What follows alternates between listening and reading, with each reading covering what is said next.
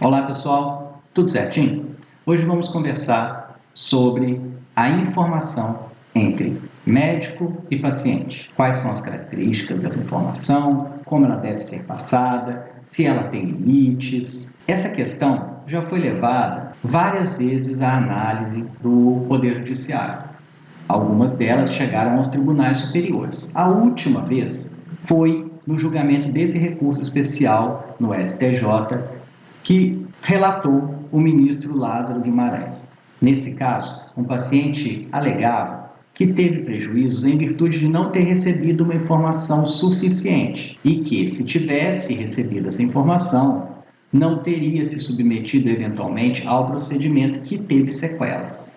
O STJ entendeu nesse caso que realmente houve um dano pelo não oferecimento da informação. Pessoal, essa questão ela é uma questão que envolve os deveres do médico. Nós sabemos que médicos, assim como outros profissionais, não trabalham com garantia de resultado. Não é possível que um médico consiga garantir que o seu paciente obtenha a cura desejada, assim como não é possível também que um advogado garanta que o seu cliente vença a ação. Sendo assim, o entendimento é de que o médico deve garantir o serviço, a qualidade do serviço, que nós chamamos de obrigação subjetiva ou obrigação de meio. Ou seja, não é que esse médico não tem nenhuma obrigação, nem o advogado ou o professor.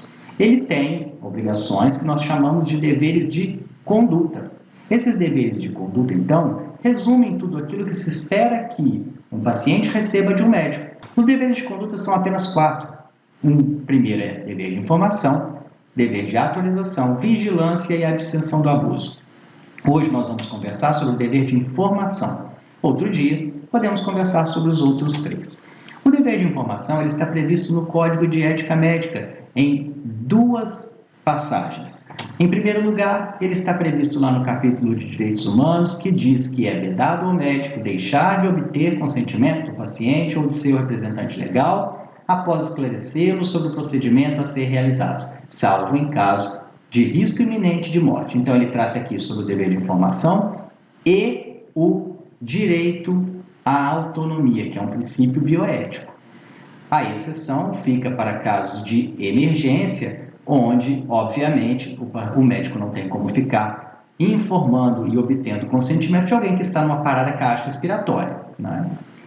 Também ele é relembrado lá no artigo 34, no capítulo de relação com pacientes e familiares, que diz que é vedado ao médico deixar de informar ao paciente o diagnóstico, o prognóstico, os riscos e os objetivos do tratamento, salvo quando a comunicação direta possa lhe provocar dano, devendo, neste caso, fazer a comunicação ao seu representante legal. Pessoal, então a regra é: a informação é repassada diretamente ao paciente.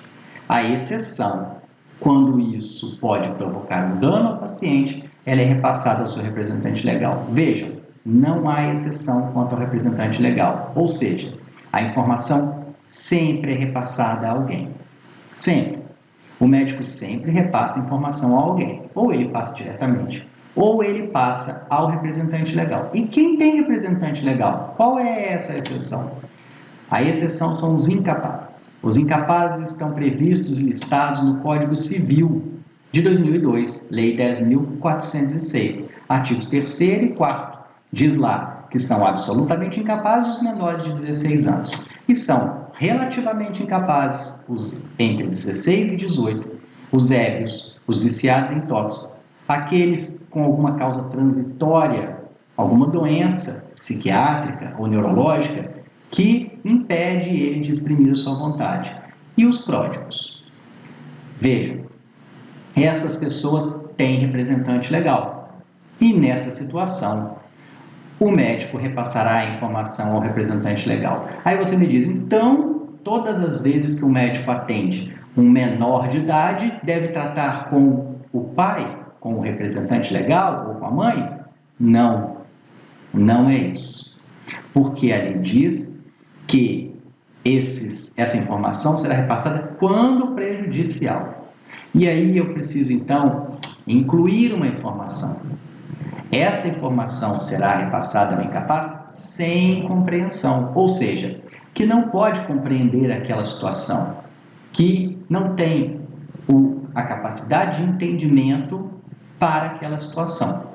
E eu posso provar isso com o próprio Código de Ética, que diz no artigo 74 que é vedado ao médico revelar sigilo profissional relacionado ao paciente menor de idade, inclusive a seus pais ou representantes legais, desde que o menor tenha capacidade de discernimento, salvo quando a não revelação possa acarretar dano ao paciente. Ou seja, o menor também tem direito ao sigilo, de forma que, se ele tem sigilo, é porque ele me passou alguma informação, e eu a ele. Vejam então, a exceção, eu repassarei essa informação ao representante legal quando ele não for capaz de compreender a real importância da situação. Dito isso, o dever de informação, então, diz que o médico prestará as informações completas sobre conduta, sobre métodos, sobre técnicas, sobre drogas, sobre anestesias, sobre duração do tratamento, sobre riscos e complicações. Pois bem, a informação, então, ela precisa ser adequada, suficiente e veraz. O que é uma informação adequada? Adequada é uma informação, em primeiro lugar, individualizada. Ela tem que tratar sobre o caso. Ela precisa ser clara. O contrário de claro é obscuro. Ou seja, ela não pode ser passada em enigma. Ela tem que ser passada diretamente. Ela tem que ser exata, ou seja, ela tem que ser completa. Ela não pode faltar pedaços, ela não pode ser parcial. Ela precisa ser suficiente para aquela pessoa decidir. Então, ela tem que incluir todas as informações. A linguagem tem que ser simples, ou seja, em regra, os pacientes são leigos na medicina, mesmo que eles sejam um pós-doutor em engenharia.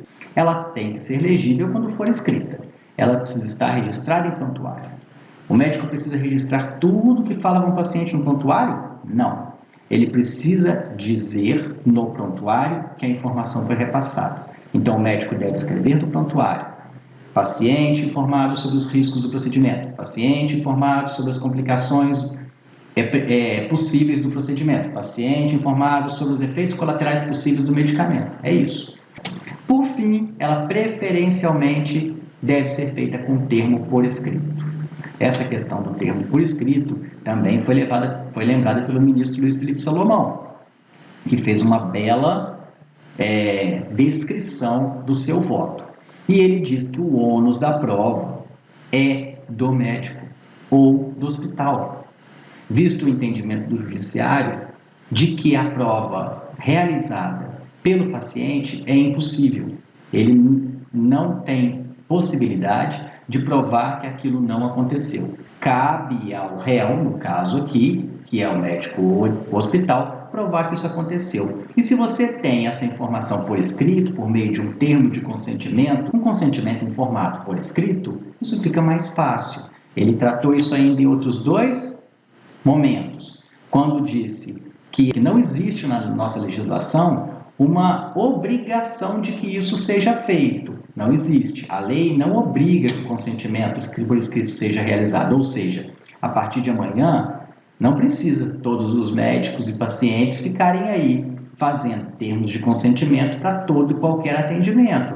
Vai no posto de saúde tratar uma hipertensão arterial, vai tomar um captopril, precisa fazer um termo de consentimento esclarecido? Não, não é isso.